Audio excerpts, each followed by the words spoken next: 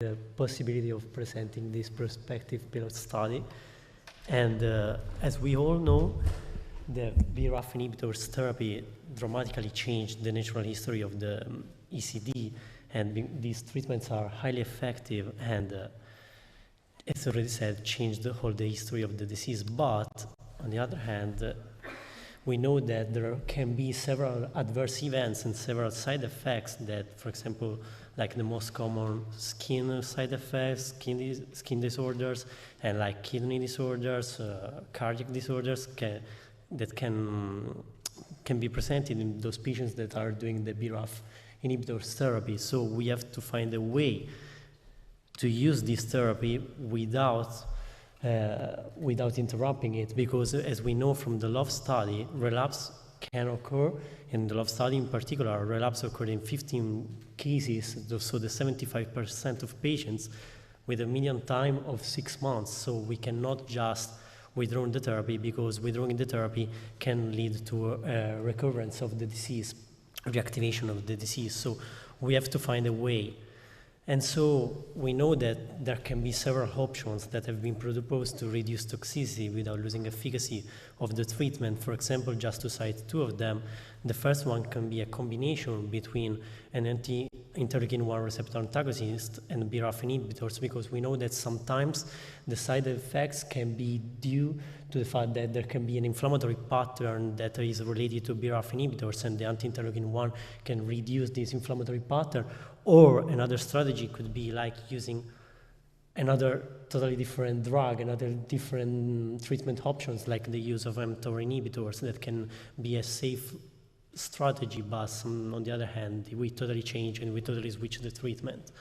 So based on these hypotheses and based on the fact that we have to find a solution, we hypothesize that, considering that we know that ECD is a slowly progressive disease, we hypothesize that there can be short periods of therapy that would not let the ECD flare. This is not an original idea, because it was taken from the oncology studies on thyroid cancer and colorectal cancer, which they do these so-called holidays, the treatment holidays, that are short and periodic intervals of BRAF, in our case, BRAF inhibitors discontinuation, that were used only in patients with some sustained metabolic response. And so what we did, so we designed this protocol, as you can see here, and there were eligibility criteria that were strictly and were extremely important, because all the patients were patients with a biopsy-proven ECD that was diagnosed according to the latest consensus guidelines.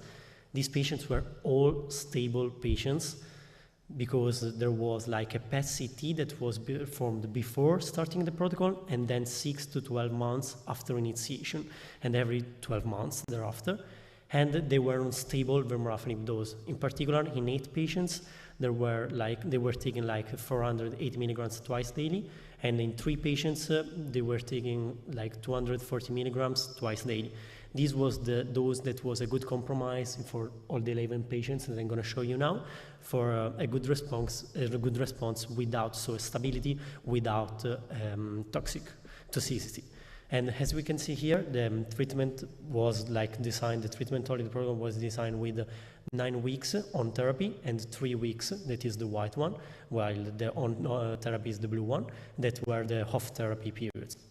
And so, as we can see here, we also performed the patient-reported outcomes, that there were 3 patient-reported outcomes that were performed.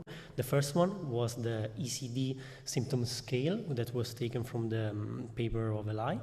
And secondly, we used the patient-reported outcome version of the CTCAE. And finally, the third one was the FACT-G.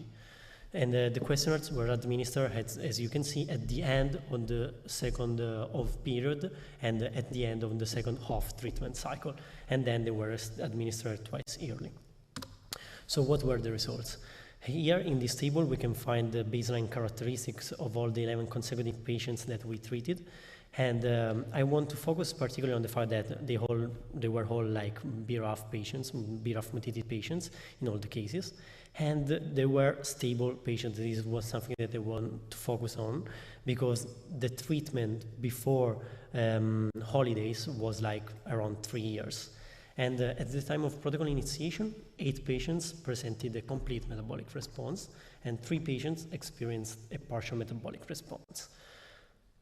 So, all patients, and just another thing that is very important probably to highlight is that there were also 4 sites, that was the median number of sites of involved sites of the disease in these patients. So it's not like, it was not just a simple ECD with 1 site involved, but it was like quite strong with the ECD with strong clinical manifestations. So as we can see here in the swimmer plot, on the left hand we can see the pre-treatment holidays period, and the yellow triangle highlights both on the pre-treatment holidays and both on the post-treatment holidays when we perform the PET CT. And on the right hand we can see for all these patients, for all the 11 patients, we can see the blue again, the on therapy period, and white the off therapy period. And like, for example, in these patients, we had like 11 treatment cycles. And all the patients completed at least 3 treatment cycles with a median period of the protocol that was 23 months. And what we highlight is that all the patients did not manifest any new disease-related symptoms during the treatment holiday protocol, and all remains under the protocol until the last follow-up, the last visit where we saw them. And what were the results of the PET? That is probably the most important thing. None of the PET-CT evaluations performed during the protocol showed disease reactivation from the 8 patients that were taken with complete response, or for the 3 patients with partial response, with not complete response, and there was no metabolic progression. And what were the results of the patient-reported outcomes? They highlight that there was a reduction in toxicity, but this was not statistically significant, probably because, as we already said, there were only like 11 patients, so this was due to the fact that there was a small sample size, and most patients reported improvement in therapy-related side effects, and the major improvements were observed in constitutional symptoms like nausea and fatigue and skin toxicities. So the most common side effects that we report usually in our papers when we analyze the BRAF inhibitors therapy. And so what's the discussion, what's the point of this paper? Probably we've shown that treatment holiday protocol can reduce the vemurafenib-associated toxicity, but without impairing efficacy. And our protocol was designed thinking about the safety of the patients, because there were, like we can say, relatively short periods of therapy, and sometimes an extension of these periods could be considered for those patients that has, like, for example, long-lasting remission or less severe clinical manifestation. And of course, the advantage of adapting the off-therapy periods to the patient's needs, that is also guaranteeing an overall reduction of the medical expense. And I would like to thank you all the people that participate to this work, in particular Augusto, Eli, and Francesco, of course, and all the people that have contributed. And here you can find the paper that was published like a few months ago on Blood Advance, and I'm glad to answer if there is any question. Thank you.